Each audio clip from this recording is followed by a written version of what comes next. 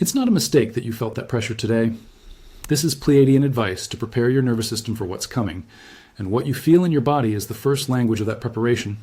You may have felt a restlessness, a heavy sluggishness, or a tight, alert edge cutting across your chest or neck. You may have woken at odd hours, or found your mind looping over the same small decisions until something in you felt raw.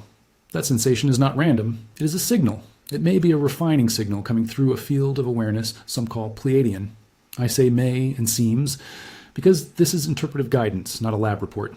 But if you are hearing this, the message is simple. Your nervous system is being invited to shift from reactive survival toward refined responsiveness. If this resonates, leave a one-line comment naming which pressure you feel most often: restless, heavy, or alert. Tell us which one, and hold that word in your awareness as you listen. The mechanism is subtle. This influence does not arrive like thunder or grand prophecy. It arrives as sensitivity. It arrives as specificity. Think of it not as more noise, but as a tuning. Not louder, not more dramatic, more precise. Your body becomes a receiver. It doesn't argue, it responds. Imagine a radio dial. For years, you turned the dial by habit and loud static filled the room. Now someone is inching the dial in small degrees toward a clean frequency. The static thins. Notes begin to resolve. The song is not new, it was always there. You're simply now able to hear it without the interference. That is the difference between adding information and removing interference. Transformation, in this field, looks like subtraction more than accumulation. What you're feeling maps into 3 archetypal pressures. Naming them will help you interpret and respond. The first feels like a restless pull. Your limbs buzz. You can't sit through a simple meal. You change topics mid-sentence. There's a sense of urgency without a clear object. That restless pull is often a movement away. It usually reads as avoidance, not always of danger, but avoidance of realignment. The system nudges you to move because staying still asks you to meet a truth you've been skirting. What are you not willing to see if you leave the room? The restlessness asks you to face that question. The second feels heavy. You walk through syrup. You want to do things, but your body says no. Decisions freeze. Everyday tasks become mountainous. That weight is not only fatigue, it's misalignment. The system tightens when your life is no longer in tune with what your deeper self recognizes as useful. The heaviness is a refining pressure asking you to redistribute your energy, to stop carrying what no longer serves a development you're being called toward. It's slow and it's persuasive. It wants patience, not panic. The third is a sharp readiness. You feel a focused tension, a clear alertness in the throat between the shoulder blades, a narrow band of attention. It feels like a poised arrow. That edge is a sign of calibration. It isn't anxiety. It can be mistaken for it, but it often precedes accurate action. It tightens until opportunity appears, then releases. It is an anticipatory refinement. When this pressure arrives, your system is likely signaling that timing and clarity are converging. That when a moment happens, you will feel it as well as think it. Which one are you feeling right now? Restless? Heavy? Alert? Each has a grammar, a tone, a lesson. None is a failure. None means you are behind. Each is a refinement moving you away from blunt survival toward precise discernment. Most people respond to these pressures by thinking harder. Overthinking has been our cultural default. Thought becomes a blunt instrument when what's needed is bodily attunement.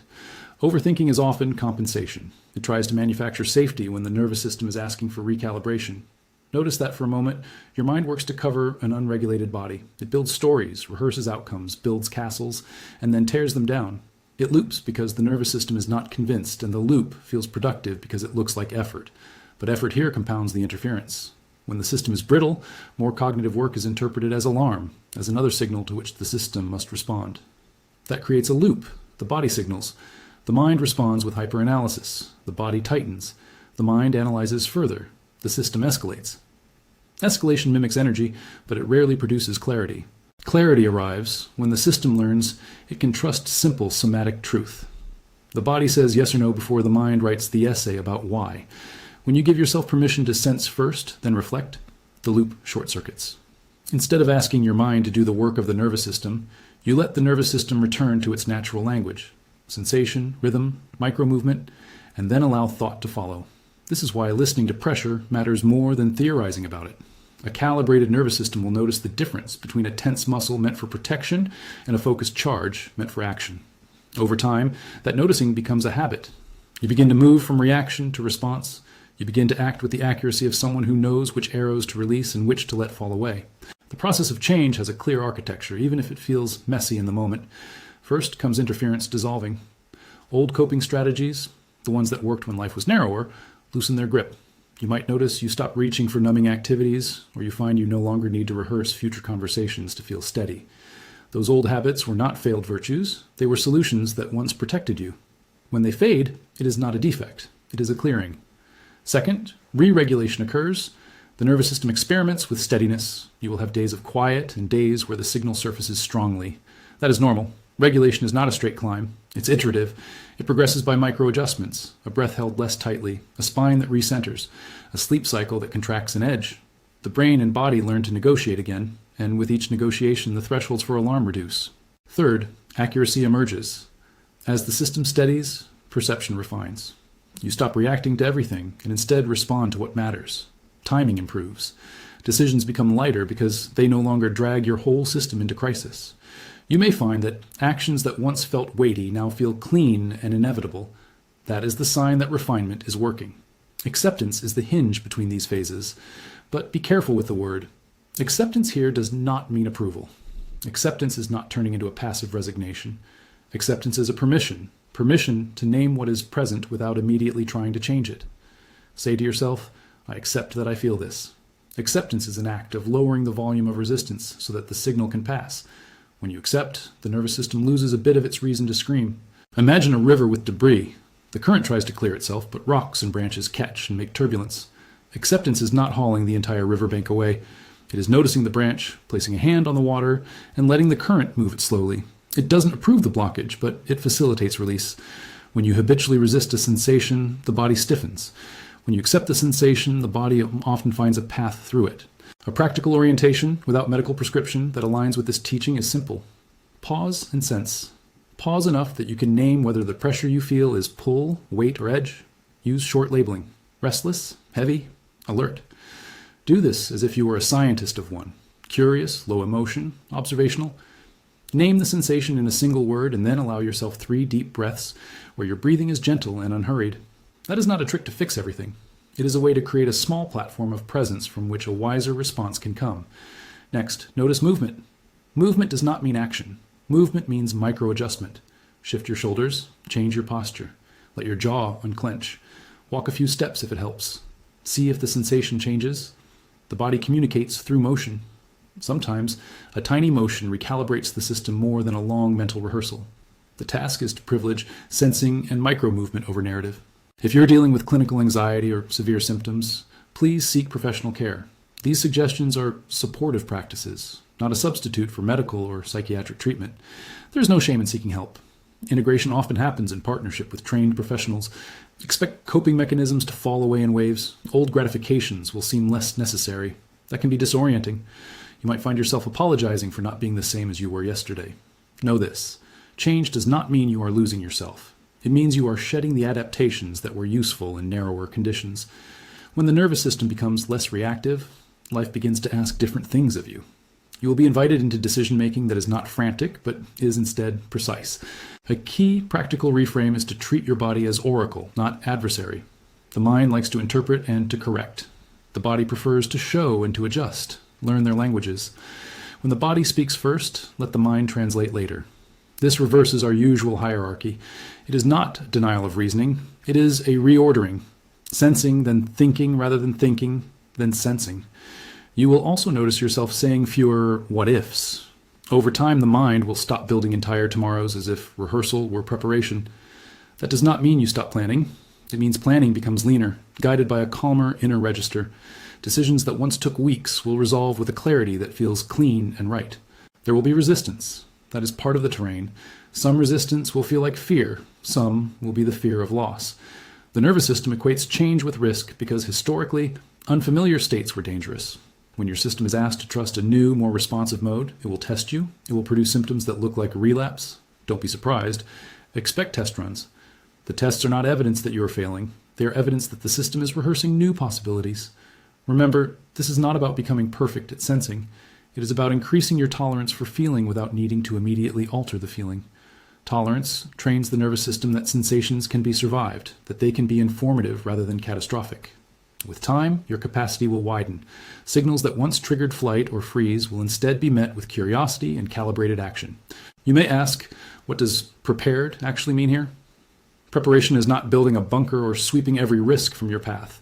It is shoring up the internal economy so that your choices are not driven by alarm. Preparedness is an internal clarity that lets you meet what appears with appropriate force and focus. It is the difference between swinging a hammer wildly at every nail and placing each hammer stroke with intention. If you're tracking an inner pressure that aligns with the restlessness pattern, practice anchoring. Anchoring is a brief return to the body by noticing weight in the feet or the contact of your seat. Anchor to what is grounded. If your pressure is heavy misalignment, practice small decluttering.